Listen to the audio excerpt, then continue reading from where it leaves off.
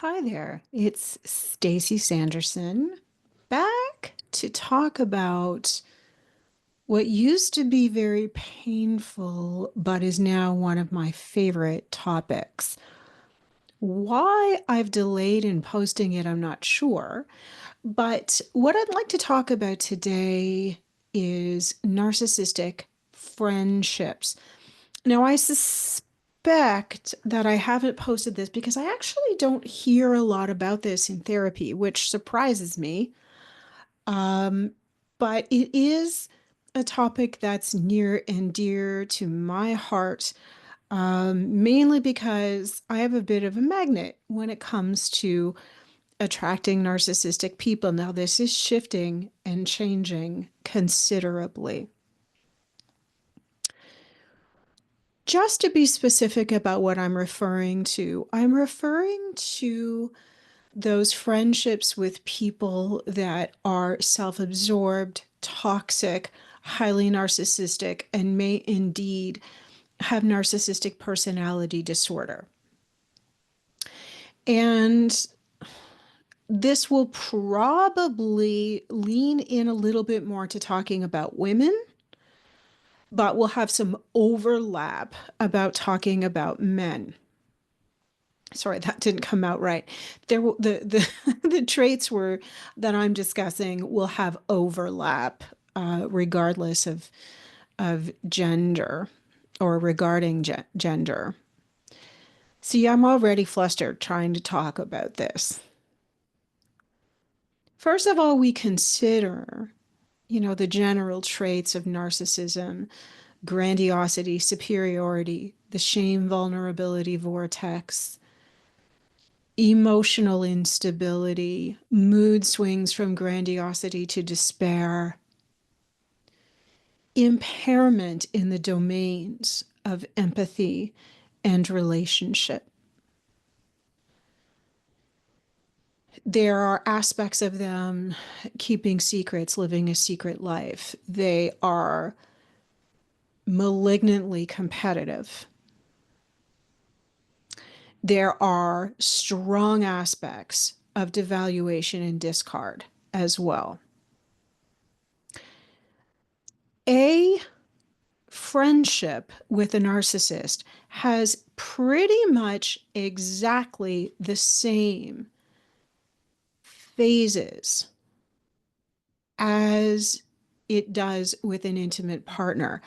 In my experience, in my experience, all narcissists can be incredibly charming. They engage in a social interview where they are, consciously or not, evaluating what you're going to bring to them. They're also evaluating the level to which you can be controlled and manipulated. So that would be the beginning phase. They come on really strong. And like the viewpoint I have here is, female friendship. So I'm just going to go with that.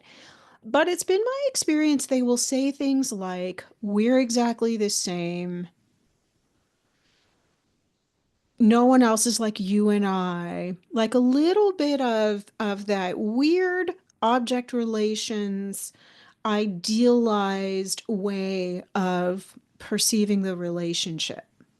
So in the beginning, a narcissistic person will highly idealize the friendship. Now, if you're like me,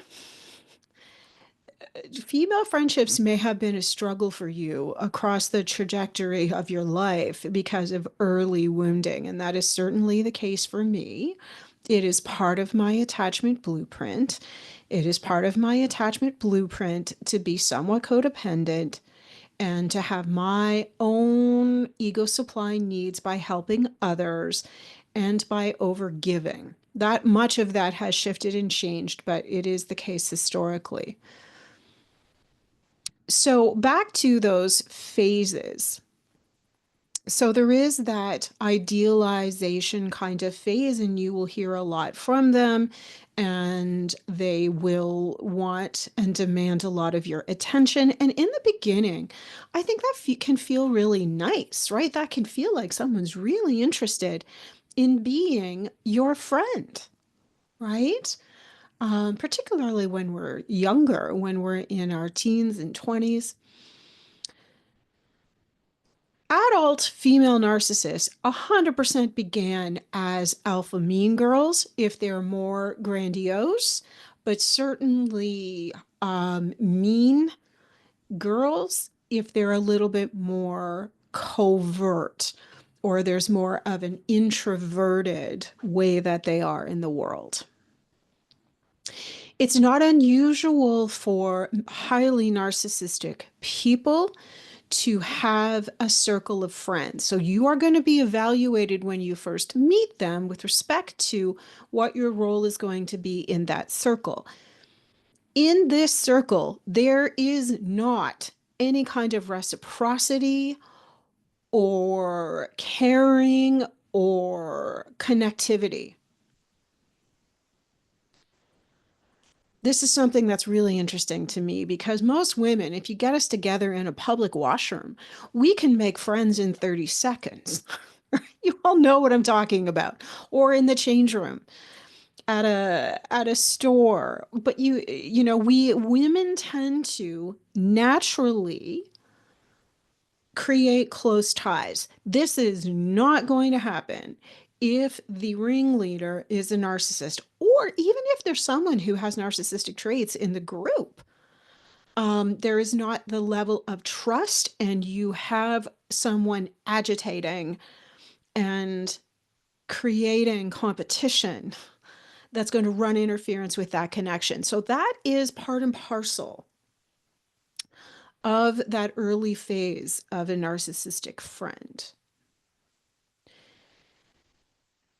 There can be, and I know this is creepy, there can be a bit of mirroring where that narcissistic person may dress like you, do their hair like you, appear to have the same interests as you.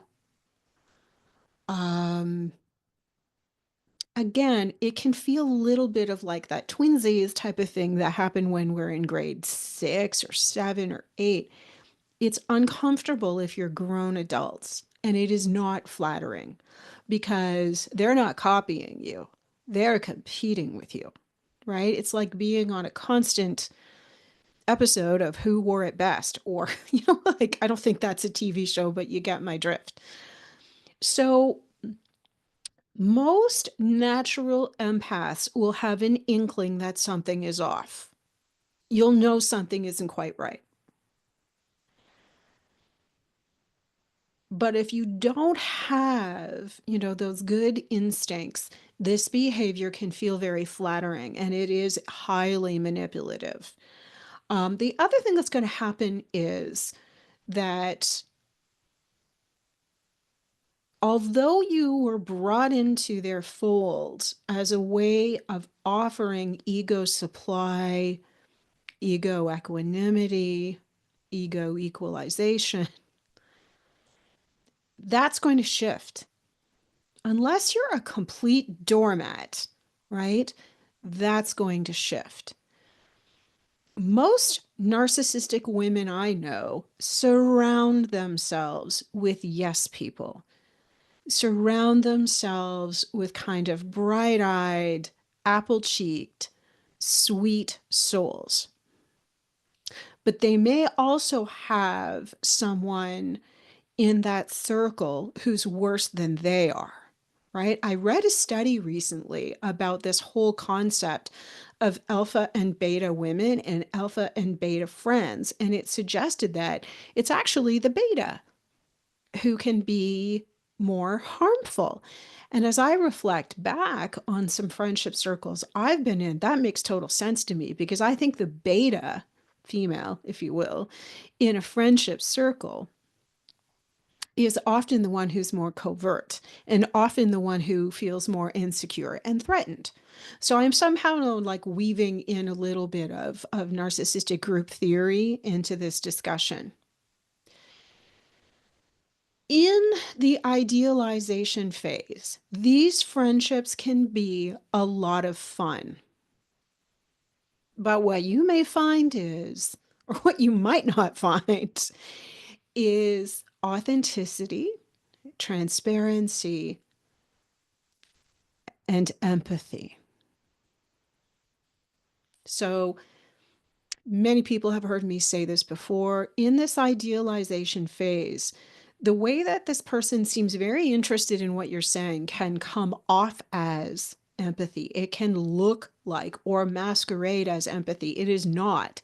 What's happening here, you can guess, they're getting data, right? They're taking in information about what your vulnerabilities are, where your pain points are. And they do this because they're going to use all of that against you later. So if anyone appears interested in you to the point that they're asking invasive questions fairly early on in the relationship, that's a massive flag. Whether that's a potential friend, whether that's someone you're maybe dating, that's a flag. It's also what I call the social interview. Narcissists will get intel and get information because A, they want to figure out if you're a source of social capital, or B, if you're a threat to them. And this 100% happens when someone is sizing you up to be their friend.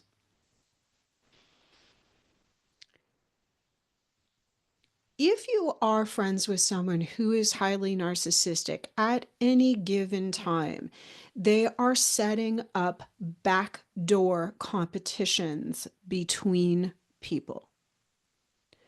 Are you feeding their ego supply as much as the next friend is? The other thing they're doing is taking all of that information you've shared with them and sharing it with other people. Narcissists rarely want the people who are in their orbit to know and or care about one another, because that could result in all of you aligning against them. It's a bit of a divide and conquer tactic.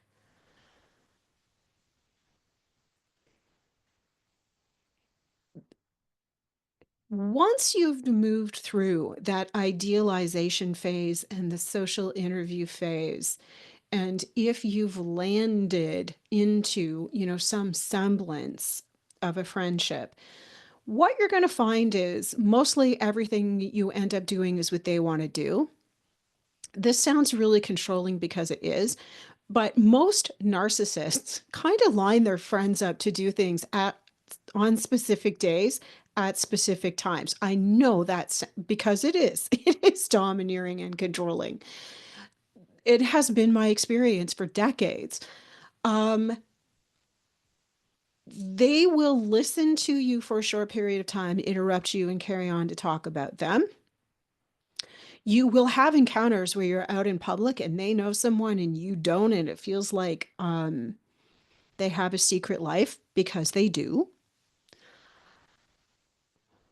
But what happens is, if your role changes and there's any kind of shift in the hierarchy that this narcissist has created, and or if you make them feel bad about themselves through these mechanisms of malignant competition, you're in trouble. If you, oh, I forgot something. Just as they're getting all of this intel on your pain points, they're also getting intel on what your unique attributes and gifts are. And I say this because they will start to subtly criticize that. Now, that might be the part of a devaluation phase. It could be. It could be just how, they make themselves feel better. But you will get subtle shots taken at all of the things that build or are part of your unique self-esteem, and particularly if it's something that's authentic about you. So a story I have about this is back in the day, before I got away with wearing my track pants to work, I used to really enjoy putting together an outfit. It's just, I have a little bit of a fashionista archetype, according to Carolyn Mays. Um, but there was someone I worked with who, in a very almost shocking way, criticized that, took shots at it, and made fun of me about it behind my back. This is a grown, well-educated woman. So if they're not copying you, you will get some criticism in or judgment in the ways that you make them feel insecure. So if you get any kind of shot or criticism from someone who's highly narcissistic, consider it a compliment. So again, what I'm referring to can be the beginning of a devaluation phase, particularly if you stand up for yourself. Because you're useful if you're a social prop. You're useful if you're a kind, nice person, and the narcissistic person can, bask in a little bit of that credibility. In the devaluation phase, what's happening is in some way you haven't filled that void, or you haven't measured up to what they have felt entitled to. There is a sneaky amount of intermittent reinforcement in narcissistic friendships. If you give them what they want, you will be rewarded. Or if they have slammed you behind your back, you may receive a gift. You may receive something positive from them. All the while, you are in a process of competition with the other people in their life. I think all narcissists do this. I think it's just a little bit more upsetting in a friendship circle. We almost expect it in families. It's weird in a friendship circle. So moving through the phases of this friendship, from idealization to a brief period where things are working in your favor, to then the beginning of the devaluation. It's not always a straightforward devaluation toward discard. They can vacillate between the devaluation and actually wanting to keep you in their circle. But this phase of starting to criticize you, judge you, be hard on you is a test to see if you fall in line or you stand up to them.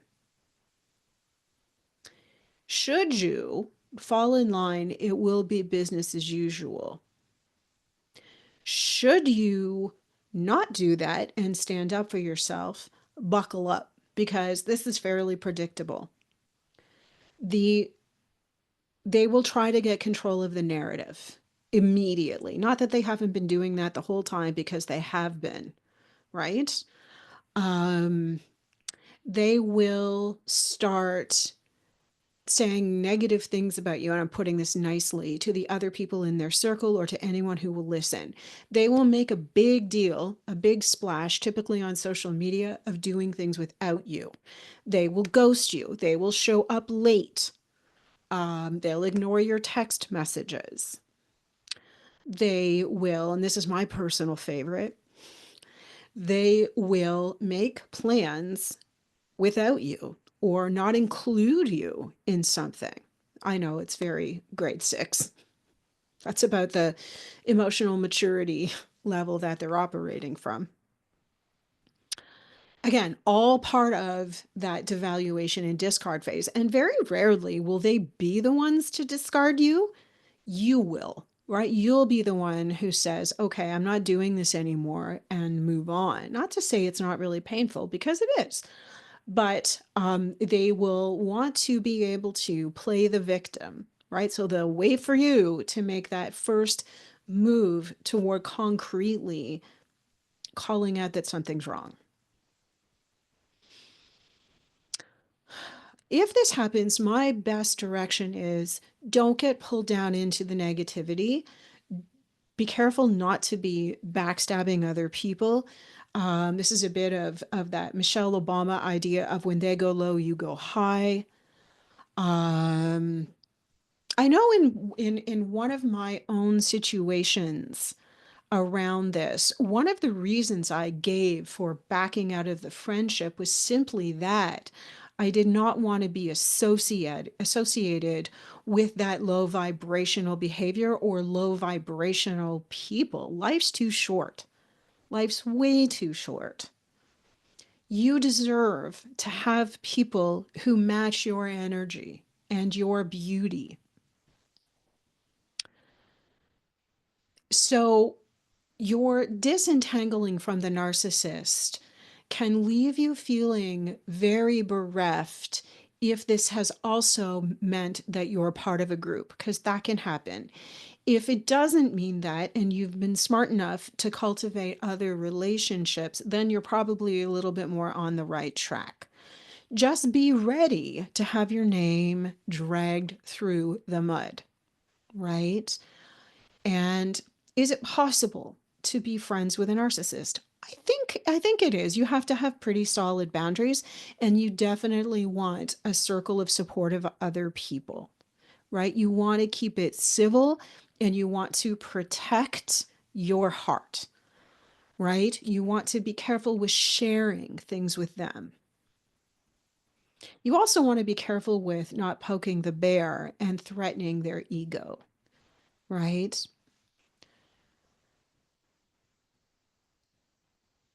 This takes on a whole other layer if you happen to work with this person, but I think I would do a separate video about that. But narcissists don't really have friends, right? They have followers, and they will treat people hierarchically.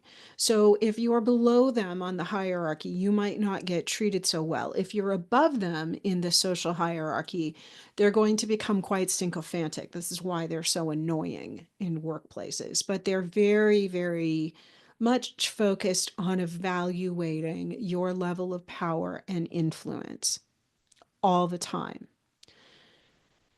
Just as a recap, the early sign to look out for is if you've known this person to have friends come and go, if there's a transiency in their friendship group or history, right? Like they were friends with someone and they seemed really tight, and then all of a sudden that fell apart. That's a flag. The other flag is if they want to get to know you too soon with too much information. And the third one is if they start mirroring or copying you, or they seem like a little too invested in being your friend. We live with so much mythology about female friendship in particular. You know, the idea that everyone should have a best friend is simply not true or accurate. That there are these tightly bonded groups of women who do everything together. This changes as you get older, but this is the idea thrust upon us through various forms of media. It simply isn't always the case. And friendships are very cyclical. You know, we make friends and lose friends with a lot of regularity. If you have a long-standing friend, you are blessed. And if you're able to navigate, you know, disappointment and misunderstanding, you are doubly blessed. But you will not be able to do that with someone who's narcissistic. So, this is something I love talking about, and it's taken me a while to be a little bit more public about it. Um, Certainly, I'm no one's victim. But I think this is an important thing if you're a parent to talk to your kids about, right? To educate about, the warning signs of toxic traits and what is a healthy friendship. So, if I had a glass of wine, I would raise that and say, cheers to healthy friendship. Please join me in this conversation. I want to know if you subscribed, and I'm happy to answer any questions you have and get in on the conversation. And I probably will come up with a little bit more content about this because A, it's one of my favorite things to talk about, and B, there just is so much that we can include. So I wish you a beautiful rest of your day, and I look forward to connecting with you soon.